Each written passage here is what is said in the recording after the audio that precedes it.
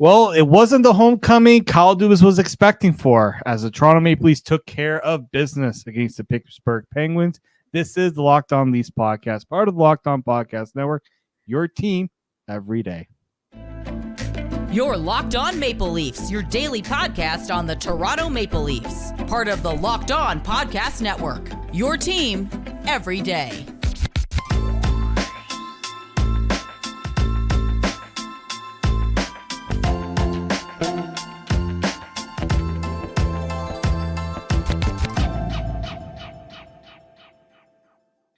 Hello and welcome to the Locked On Leafs podcast, your daily fix for all things Leafs. I'm your host, David Morassutti from Sportsnet.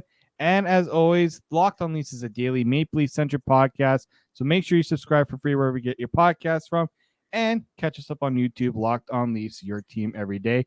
And today's episode is brought to you by Game Time. Download the Game Time app, create an account, and use promo code LOCKEDONNHL for $20 off your first purchase.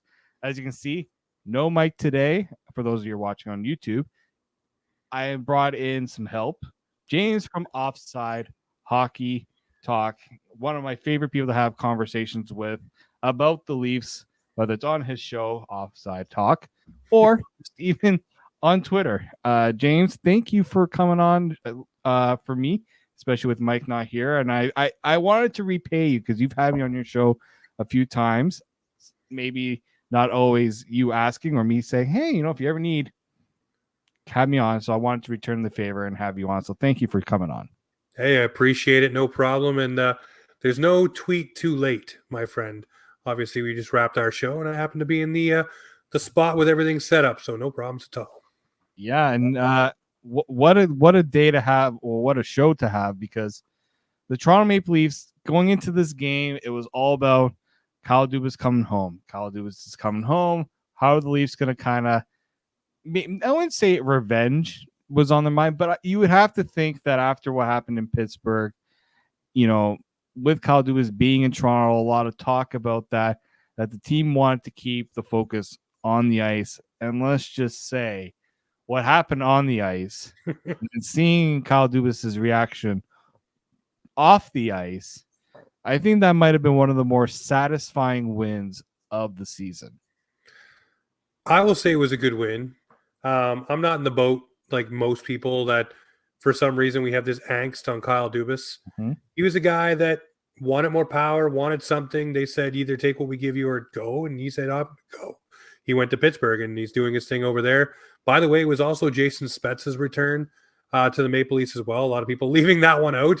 Obviously Spezza seems to be an untouchable, bulletproof kind of guy who followed his guy, Kyle Dubas, over there. But at the same time, like I said, I hold no angst or ill will towards Kyle Dubas. So his fingerprints are all over this team. If this team succeeds this season and wins the Holy Grail, it'll be because Kyle Dubas' fingerprints are a lot over this team.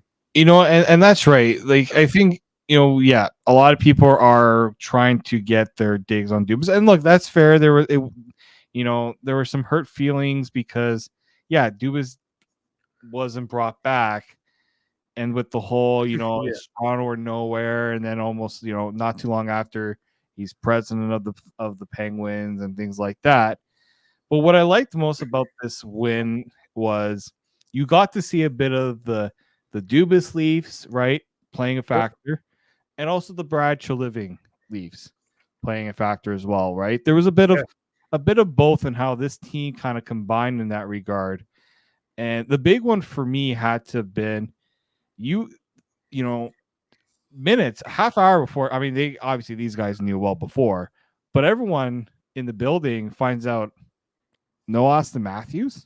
We knew T.J. Brodie was like that was touch and go whether he was going to be able to go. Yeah. Because, he was dealing with the flu. But then you get Ali Freeman sends that tweet. Word is Auston Matthews might not play. And like when you hear Auston Matthews might not play, it doesn't leave you with a really good feeling. There's no warm and fuzzies about that. No. But then you see the lineup changes. I personally, when I saw the Marner Domi combo, them getting together, I'm just like, you know what? I'm looking forward to this. Like this looks like it could be some fun, right? They go out in that first period. Here's Matthew Knies, coming to the aid of Domi there. They got some instant chemistry already. Like, you could not have asked for a better effort from this Leafs team to make people forget that their best player wasn't even in the lineup. Well, let me tell you this. That game right there, I look at Matthew Knies coming back from 2 games off, being sick, taking charge, and that goal was a young player figuring out how to use his body, shield the puck, and put that puck in the net. And he's been working on that the past few weeks, driving in the Nashville game across the crease, really using that big frame. And then, of course, like you said, sticking up for Domi. That really kind of galvanized that team. It was a lot of, hey, F around and find out tonight, because they weren't taking any of it. A lot of net front clearing, a lot of scrums, a lot of guys really getting into battles and digging in. I loved it, man. It was absolutely awesome. That is an effort you want to see from pillar to post. And for me, Matthew Knies stood out as a guy who came back full of P&V and ready to go. Yeah, and with this Leafs team, ever since that game in Boston where Liljegren got hurt and there was no response to Marchand, this team, I think you've seen a noticeable difference in how they stand up for their guys. Like Martin Jones, here he is after he's got the puck and he's covered it up. The Penguins, not even a little poke, and John Tavares goes ballistic on Sidney Crosby, nonetheless. Like, before the game, him and Sid are like, hey, how's it going? Makes you nice. Touches, then Tavares' goalie gets touched, and he just some wire came loose, and he was just like, nah, not today, man. Like, and he goes nuts on him. And I've heard so many people complain to me how the Leafs don't do that stuff enough. They don't go in and tell the other team, not today, we're not doing this. I've noticed this a lot more with this team the last little while, that they're not doing it all the time, because I think it gets a little too much, right, when you're doing it all the time. Yeah. But when you see it, especially in a game where they're dominating on the scoreboard, it's getting out of hand, and that for the other team, sometimes to try to get back into the game, you're trying to throw the other team off. So they're going to do the little pokes. They're going to do those little things to try to throw them off.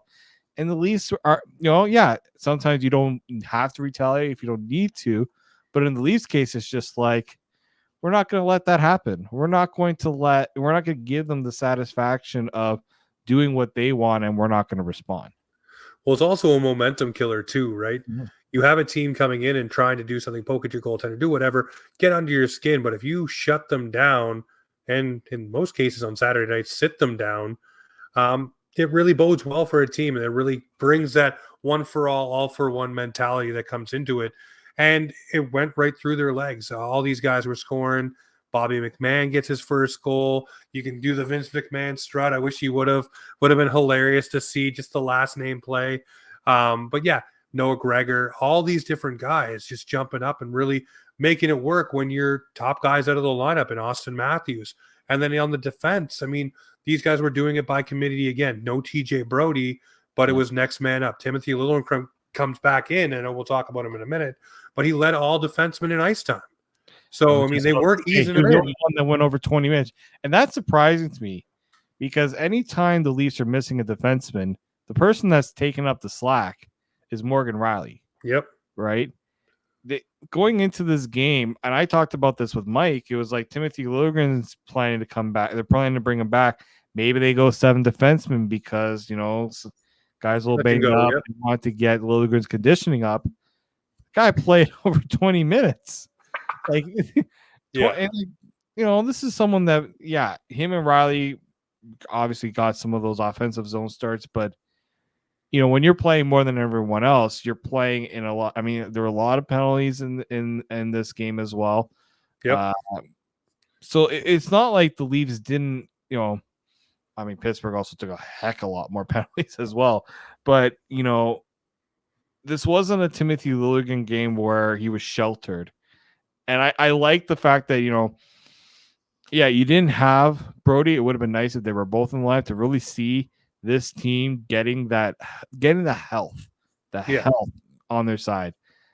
And I kind of made a joke in that, well, you get Liljegren back, and The hockey guards were like, no, there's not enough balance here. We need to take a few guys out. And they're like, well, we'll take Brodie out, but just to screw with the Leafs a little bit more, we'll also give Auston Matthews the same flu that's been ravaging. Like, this flu has been like, it started with Samsonov a few weeks ago, and it's moved slowly through every single player. It's been a persistent pain in the rear, like when you really think about it. So yeah, but what it didn't hamper what the Leafs did on the ice, because they did pick up the 7-0 victory over the Pittsburgh Penguins. David Morassutti here with James from Offside Hockey. We're going to move on to our 3 stars of the game. We're going to go through that, who really impressed, who stood out from everybody else here. We're going to do that next here on the Locked On Leafs podcast, part of the Locked On Podcast Network, your team every day. We'll get back to the episode in a minute, but before we do, I want to talk to you about one of our show sponsor, and it is our title sponsor for today, and it is our friends over at Game Time.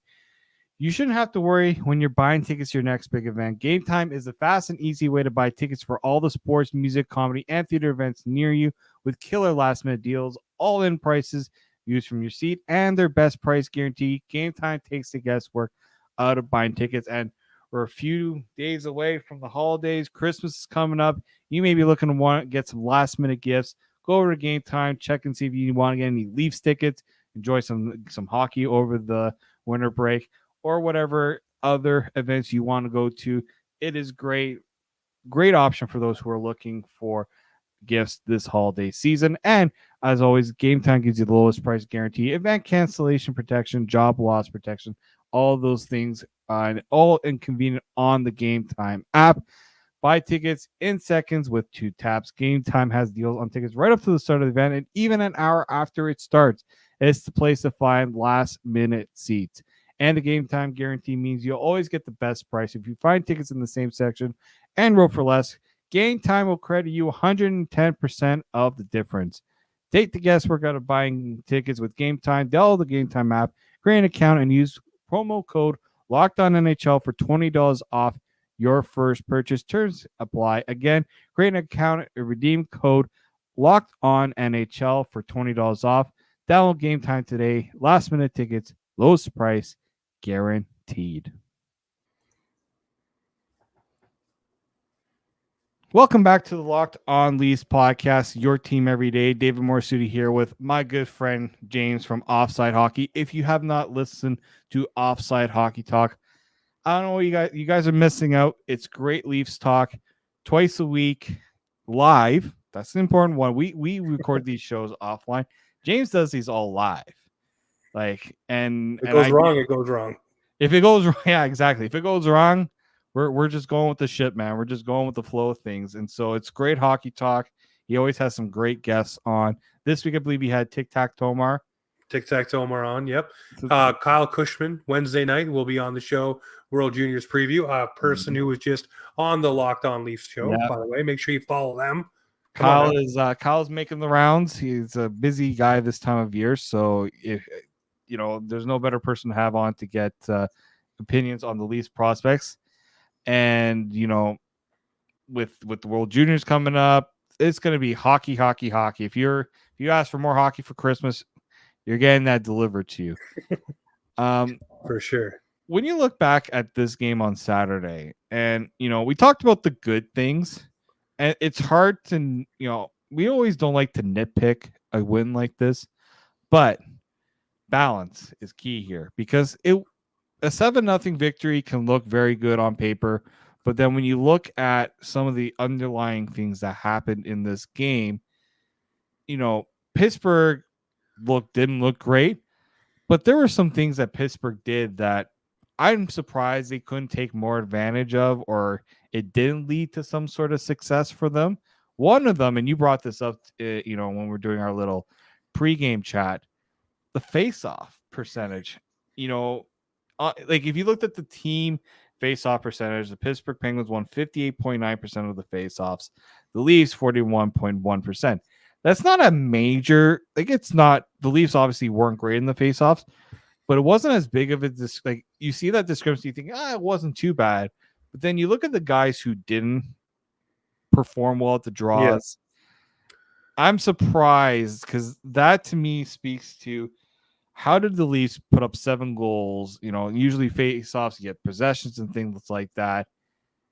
And then you look at some of these numbers, like David Kampf. Let's start with the worst one. David Kampf, who takes a lot of face-offs on the penalty kill, 5-on-5, 15.8%. That's not good enough.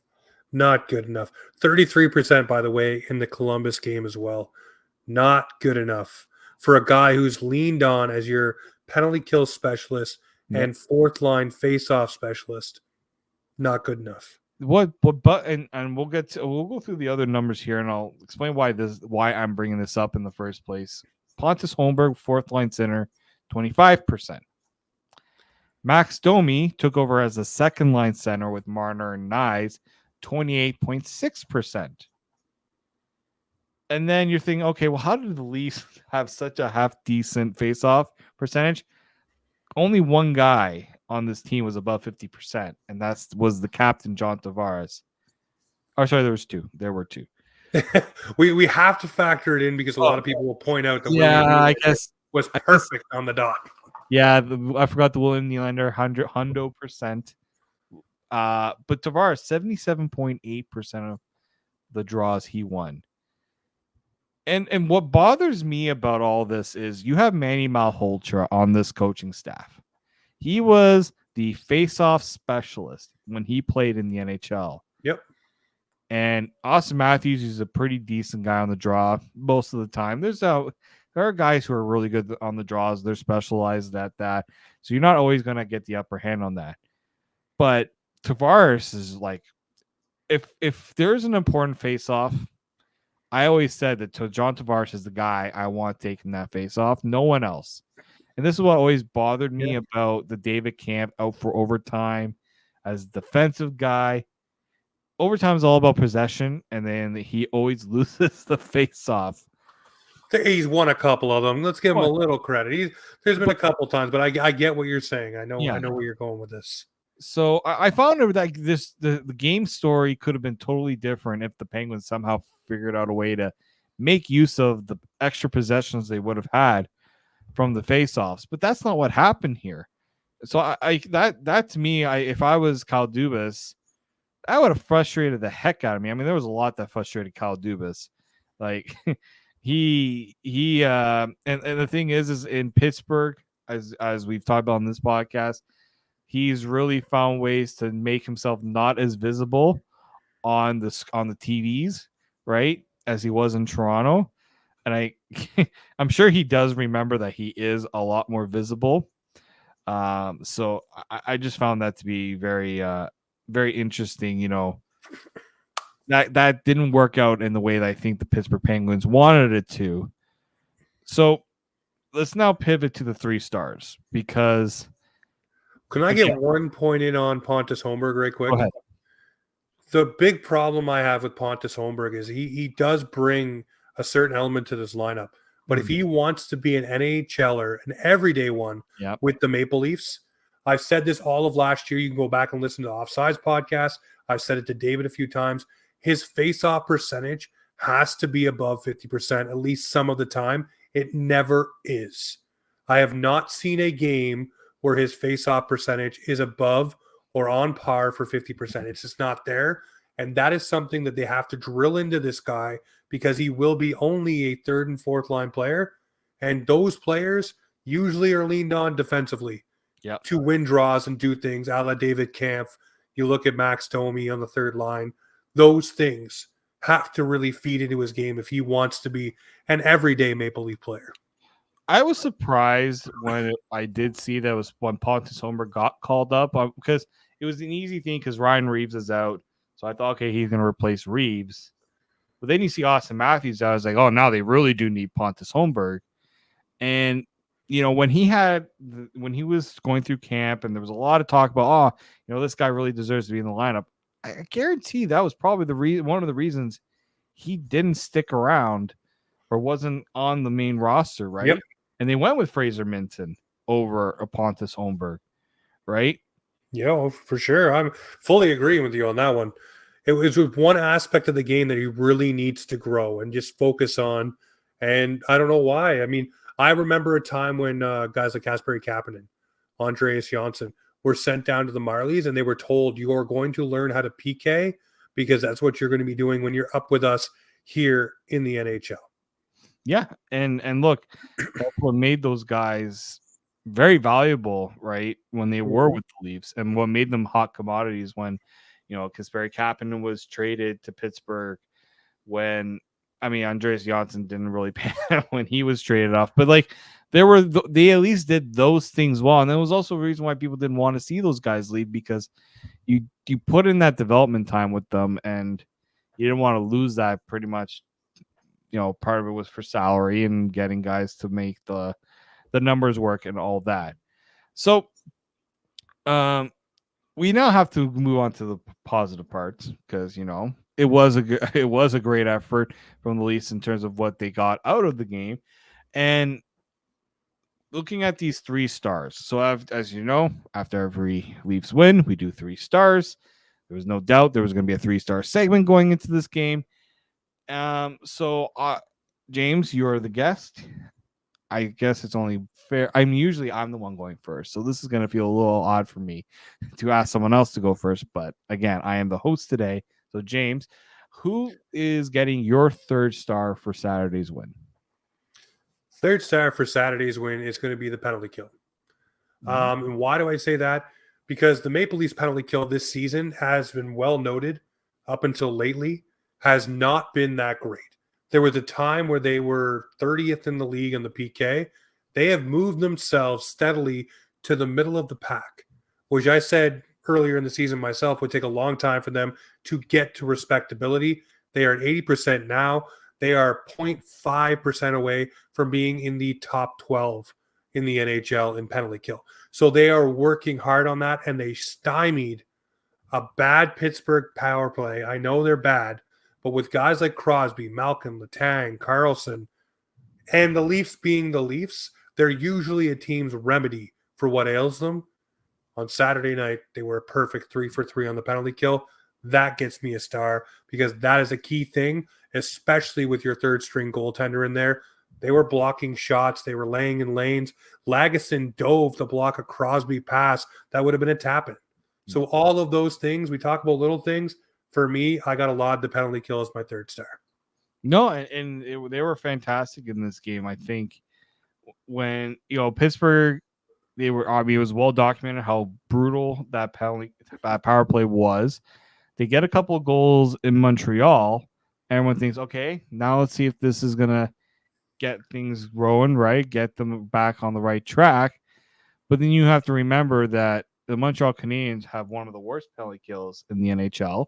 Yep. 31st currently in the NHL. So, maybe a little too early to say Pittsburgh was turning things around. As you said, they went 0 for 3. And really, it wasn't just that they killed the penalties, but it was when they killed the penalties, right? Yeah. These were opportunities for Pittsburgh to get back in the game. And the Leafs said, no, we're going to make sure that if you're going to beat us, you're going to beat us on 5-on-5. And yeah, again, Pittsburgh had their opportunities at 5-on-5, but it's the power plays, those power play opportunities, 3 of them especially, could have been a difference maker in this game. For me, my 3rd star had to go to Timothy Liljegren. He may not have had an all-worldy game when you look at some of the guys who performed well for the Leafs. But what he did for me is he came back, first game back. You think you try to ease him a bit into the lineup. No, you got to play a top pair with Morgan Rielly, which has been touch and go at a lot of times this year. Plays the most minutes, as we said in the first segment, and did not give up. Obviously, was not on the ice for a goal against, because the Leafs did not allow a goal against, right? I think that's a great confidence boost, not only for him to know that, he's out for so long. He's able to come back in against, again, a good Pittsburgh, on paper, a good Pittsburgh Penguins team. On the ice, so we saw a little bit of a different story. But I think that is so important because this Leafs blend has been so banged up. We're talking about what are the Leafs going to do to fix some of this? Maybe just getting some of these guys back. Liljegren's first. I'm sure Brodie will get over the illness and will be back in the next game. Gio should hopefully be back soon. And you know what? Then you get a better sense of what and again, people wondering when is the Leafs going to make a trade for a defenseman. I think they're kind of waiting to see if this group can get back healthy. To see what exactly does this blue line need? Because getting Timothy Liljegren back and him playing 20 minutes a night, it's a pretty big addition right off the hop right there. No, it works well. It does. Timothy Liljegren is a guy that we've all wanted to see take the next steps. And if you're coming back off an injury and playing 20 minutes in your first night, not looking at a place, what do we always say about defensemen? If you don't hear their name, they're doing the right things. Yeah. We didn't hear a lot of Timothy Liljegren's name in a negative sense, other than everybody pumping up the fact that he was back on the ice. Exactly. All right. Your second star. My second star is a guy who came back on the ice. He's 12th in rookie scoring right now after missing 2 games, but he did have himself a goal and an assist and a Bobby Orr hat trick. Loving it. This guy right here, I'm going to say Matthew Knies. He's got to be on your scorecard. And why do I say that? He goes down, he scores that goal, he uses his body, protects the puck, roofs it, sets Scotiabank Arena on fire, protects a teammate, does all of the right things. Absolutely love it for Matthew Knies. And by the way, he's not far off from getting into the top 5 in rookie scoring, 3 points away. Guy can do that no problem, especially playing with guys like Nylander and Matthews, or really just mixing up with whoever he's playing with. So Matthew Knies, my second star for sure. So with Matthew Knies, Sportsnet stats, again, I always say if you're looking for stats, they're one of the best to follow for especially Canadian-specific, hockey-specific stuff.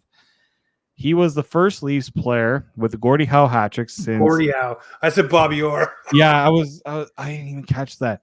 Well, so first player with a Leafs player with the Gordie Howe hat trick since Daniel Winnick, February 21st, 2015. I went one further because the Discord, guys in the Discord, Blue 13 was asking me, David, can you find out when was the last time a Leafs rookie had a Gordie Howe hat trick? Because it's Daniel Winnick, seasoned veteran. Yeah. When's the last time a rookie did it? Again, as Send Stats crew, I can always email and get these things figured out.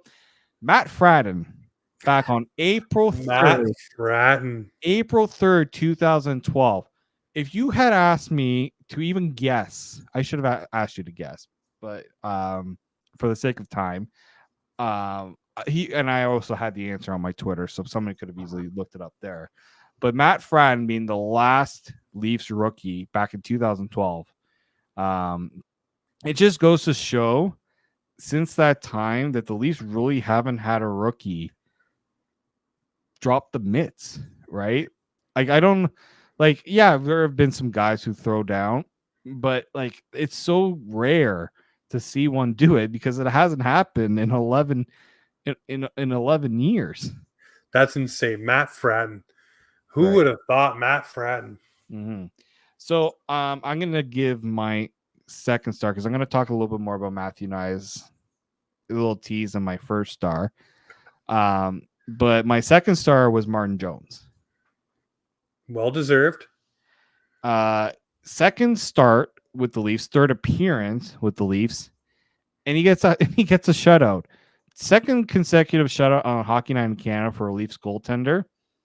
And this was a hard, like, you know what? He had 38 shots against, which again, there was there were some power plays, so that played a factor into how many shots he took. But he had to make some big saves in this game.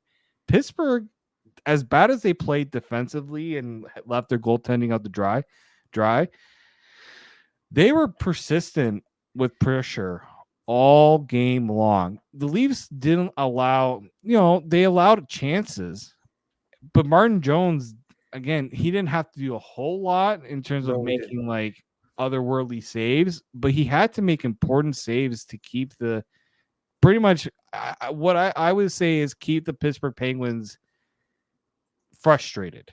Yep. Because you saw the frustration there. They're going for those pokes and things like that. But he's like, no, that's not happening. Like, don't get me wrong, the Leafs allowed a lot of shots, but they had way more high danger scoring chances, 22-12 all game long. So it's not like the Penguins, were very dangerous in those areas. But again, I think Martin Jones, I think the confidence to know that the goaltender was solid. You weren't going to be worried about whether he was going to allow that brutal goal. Like, Yeah. the difference between what we saw from Ilya Samsonov on Thursday to Martin Jones on Saturday.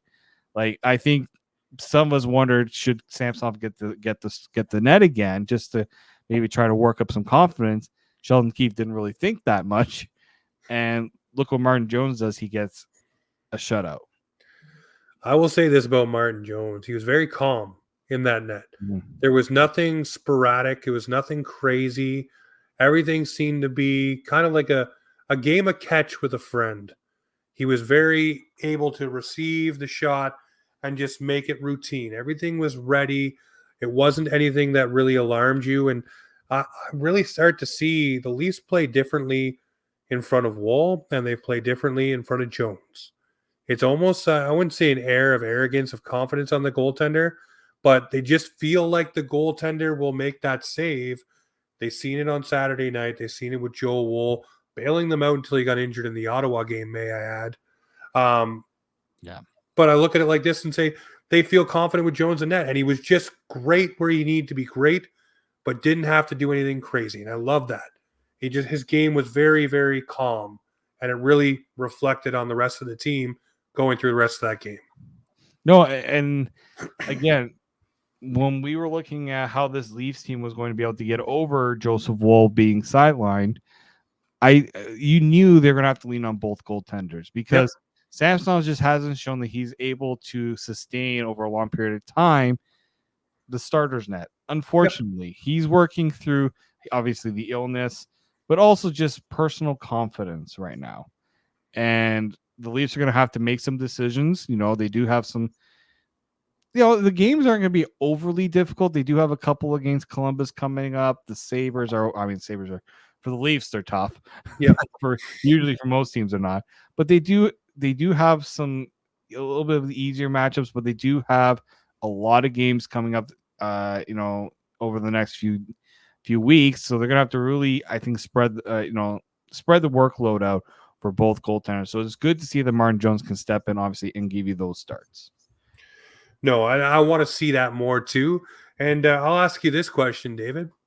With the way Samsonov has played as of late, if that does continue and Martin Jones then usurps him right now as a starter for a little bit and goes on a bit of a roll, and then Joe Woll comes back, would you feel more confident rolling with Woll and Jones than Woll and Samsonov? And for me right now, I know Samsonov cannot really go anywhere, so they have the cap space to probably roll with three goalies if they so choose, with the Marlies being so close to move guys up and down.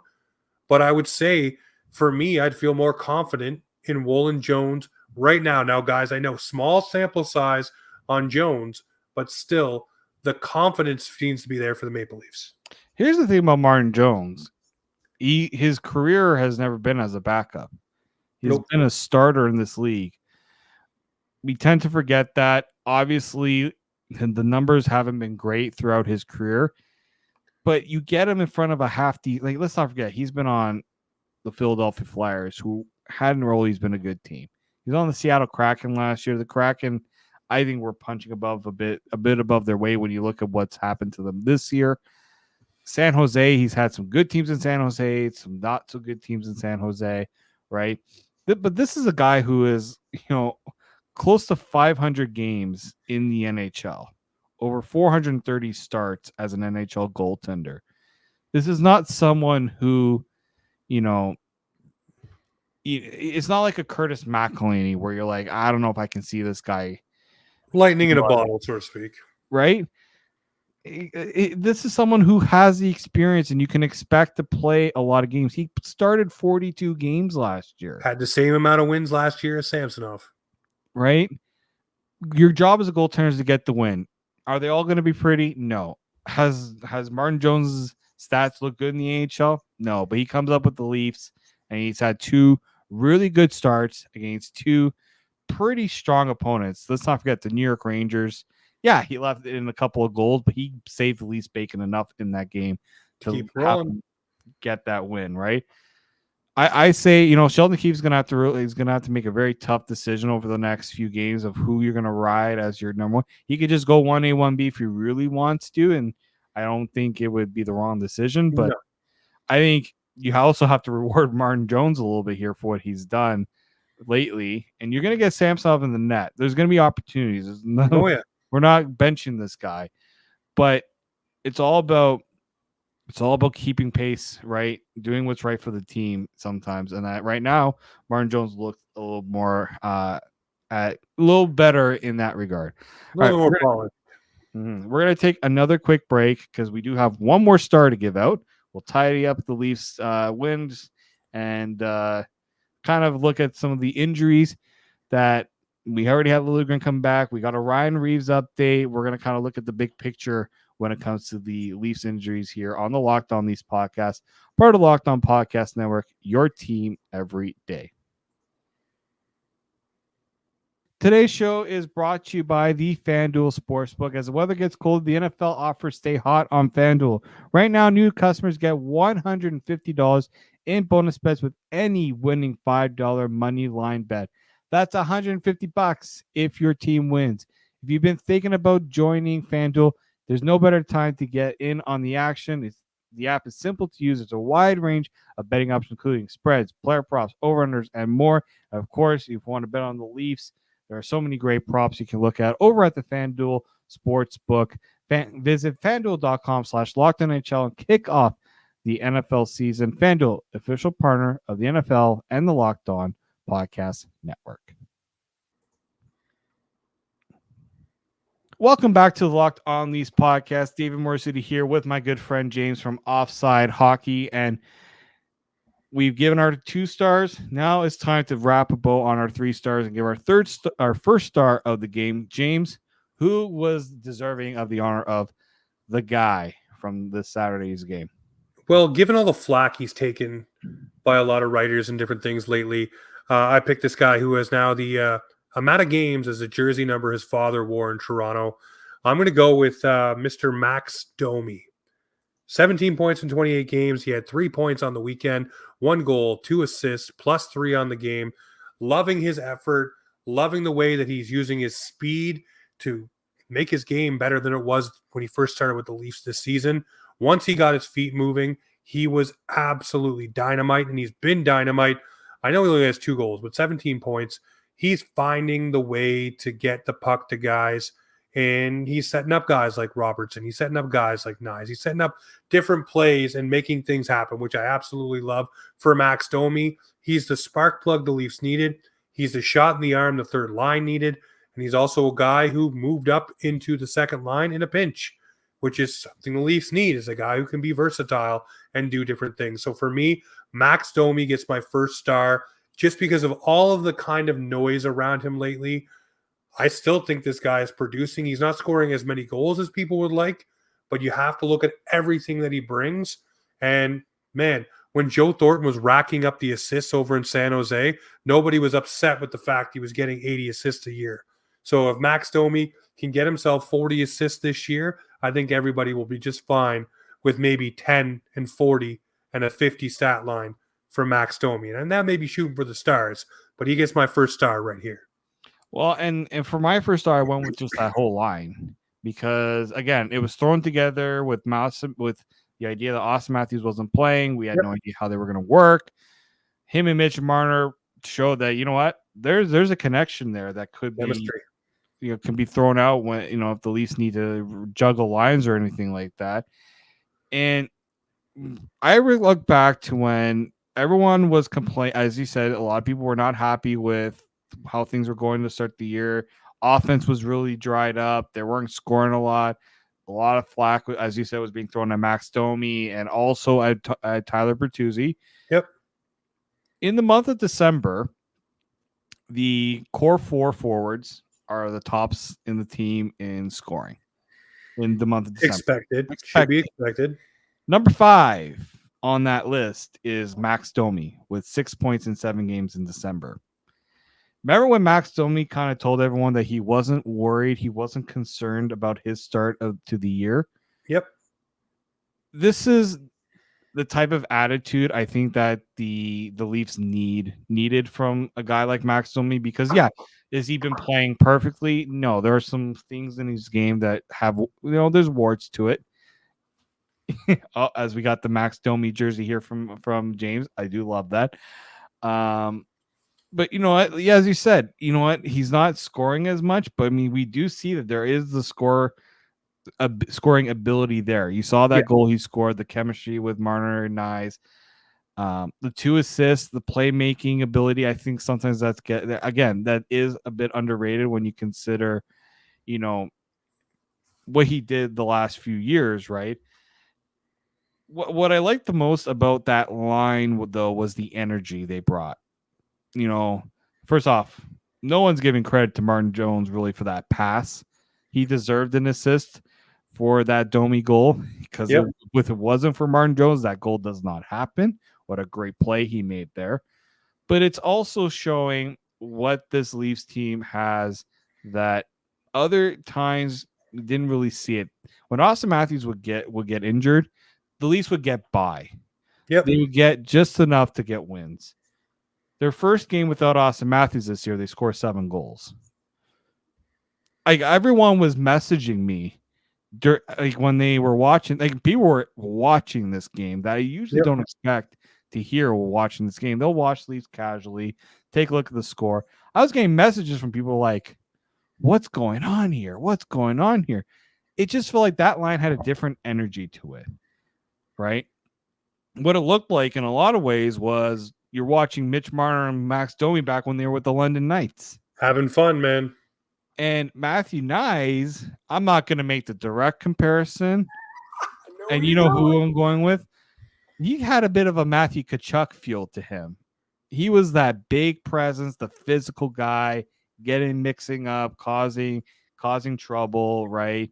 He has a fight. But that kind of what it brought me back to was watching that London Knights team where they were fun to watch. They had energy. They were putting up points. Like, let's not forget, Max Domi was a first-round pick because this guy could produce. He was producing at a high level in the OHL. Didn't really work out, with Arizona, but when he got to Montreal, let's not forget the guy had 72 points in a season one time. This guy has the ability to put up points in the NHL. Sure, has he been putting up at an elite level? No, but the depth and the Leafs' ability to show that they can bring a guy like this up. Now, you do this over in a sustained period, we don't know. Obviously, he didn't play a lot too. I thought he played more. When I looked at the stat sheet, he only played less than 13 minutes. That kind of surprised me a little bit. But again, it just shows the Leafs have a lot more depth than this team gets credit for. They can mix their lines up. Yeah, is it always going to work out this way? Not particularly. I don't think you can really get by too much with David Kampf as your third line center and winning only 15% of his draws. Pontus Holmberg as your fourth line center winning 25% of the draws. But when you have that top 6 working like they did, when you have Cal Yarncroke can kind of go up and down the lineup too, Bobby McMahon shows that he's a solid player for you. It just shows that you can rely on these guys to really put it all together. And as you said with Matthew Knies, as the first star, he brings that different element, right? They talked about the snot, overused word. I get it. Bertuzzi brings it. Domi brings it. Matthew Knies has been bringing it ever since he got here. Noah Gregor, Benoit. Yeah. Oh, Noah Gregor. Like, a buddy of mine says this guy should be getting a contract extension soon. I'm like, okay, well, let's relax here. It's a fourth liner. You don't necessarily need to worry about giving him a contract extension. But I see the reason why they think that, because he's bringing the different element, his speed, his tenacity, going to he's the dirty. He's making the bottom 6 more complete in my eyes. It is. The bottom 6 has not, in past years, it was just filling out lines there wasn't Mike talked about it. We talked about what was the identity. The problem with the bottom 6 for the Leafs a lot of the time, David, was the fact that someone would do good in the bottom six and they'd instantly want to elevate them into the top six. Yeah. And they did that with Noah Gregor because obviously of what happened with Matthew Knies. He played up there with Matthews. But for me, I'm looking at it and say, don't elevate him. And that's not because I don't want to reward the guy. It's because he makes that bottom six that much more dangerous for the team over the course of 82 games. And he should stay down there because that's where teams don't have their best defenders out there against them. And he has the speed, the forecheck, the hands. He can do things. As Clark Monroe always says, he's a good WHL boy and used to put up points down there in the dub. So he knows what he's doing too. The big one here too is Nick Robertson. Yeah, he's not scoring as much as we expect. He's playing third line minutes, not getting power play time. But what he is doing those little things away from the puck. Relentless on the forecheck. He's pressuring guys. He's moving, or he's bringing the energy. That's what this Leafs bottom six needs. It's energy. And there's times where they don't look good. The fourth line hasn't exactly looked at its best. But when you had put Max Domi to the middle, it changed everything just because the guy brought energy. That playmaking ability, the speed, that's something the Leafs did really were lacking. So it was good to see that for at least one game without Auston Matthews, you could put that line together and that, Domi gets 3 points. Knies gets 2. Marner gets 3. The power play looked pretty good. Like, it wasn't amazing, but they put on points when they needed to. That's it right there. Yep. So to put a kind of wrap a bow on today, we did get obviously Timothy Liljegren come back. Brodie Matthews should hopefully be back for Tuesday's game against New York. Ryan Reeves. This was an interesting one where Sheldon Keefe said the injury wasn't as bad as we expected, which is good. So basically saying it's an IR situation, not an LTIR situation. That also kind of leaves the Leafs in a situation with the salary cap where you would have liked to have used, if you needed to use Reeves, but they're in the position right now where they can just move guys down. With the Liljegren back, they can move a guy like Lajoie down or whoever. Yep. Back. But eventually, Giordano's going to come back. You're seeing this team getting back to health, which is a good thing. But now you also have to wonder how do you make this roster look? Who comes in and out? How are you? I don't know when Giordano's coming back. I'm not speculating, but now with Brodie coming back, expected back, how do you kind of see your lineup looking? I look at it like it's going to be Riley, obviously, with Brodie. But for me, I've looked at it and I say Liljegren and Riley haven't worked really well together historically. But they look good on Saturday night. So you go back to it again a couple times and see what works. Because I'm in the boat right now with Brodie, and my stance on him. I don't think he should go anywhere. But T.J. Brodie probably needs his minutes, lowered a little bit. Don't give him such a heavy workload. And you'll probably get a better version of T.J. Brodie. So maybe you move him down and then have your bottom pair. How do you take Benoit out of this lineup? You don't. How do you take Lagesson out of this lineup? He's looked good too. Like, how do you not, tell these guys, hey, sorry, we got to cut you out now because Giordano's back. Maybe this is the time where you load manage Giordano. And if you have the flexibility to sit him and put in a Lagesson or a Benoit or whatever, maybe that's what you do. But for me, I think it's going to be in complete flux. And this may be a season where, hey, if a guy's not feeling so hot or he blocked a shot one game, you can rotate in and out and keep guys healthy. And now we've seen Lagesson and Benoit play up. We've seen Liljegren play up one game so far. But you can do all these different things now and make it work. And that's something the Leafs have not had the luxury of. It's always been, oh, this guy's out and we're done. We got to figure out we're blowing it up. And Leaf fans were like that so far with the injuries we've had. And the stopgap measures have worked. So I think right now it'll be an in and out basis to keep guys fresh and healthy. And that for Giordano is what we need for the playoffs. Yeah, they're going to need that, and we'll see how it all shapes. I actually wouldn't mind seeing Liljegren and Riley get a little bit of time together, and you have a McCabe-Brodie pairing. Brodie can go on the right side. You get McCabe back on the left side. We know Yep. he's probably a little more comfortable in that regard. And you got Legas and Benoit. Tim is kind of fighting for ice, time on the third pairing. And when Giordano comes back, one guy will have to go. But again, at least now you have a rotation that hasn't really been there. And we said the Leafs were going to need to keep Giordano from playing more than he should have, which was the issue before he got hurt. By the way, can we do an honorable mention to Jake McCabe? I don't know what switch has been flipped the past couple of weeks, but he's lowering the boom. The passes are great, and that power play goal, love it. Yep.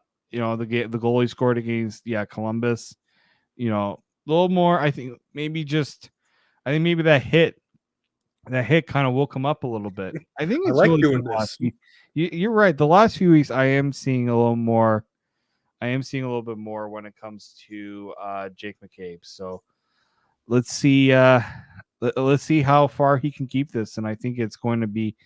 It's nice to see that the blue line's not being talked about. I mean, they're going to continue to talk about it.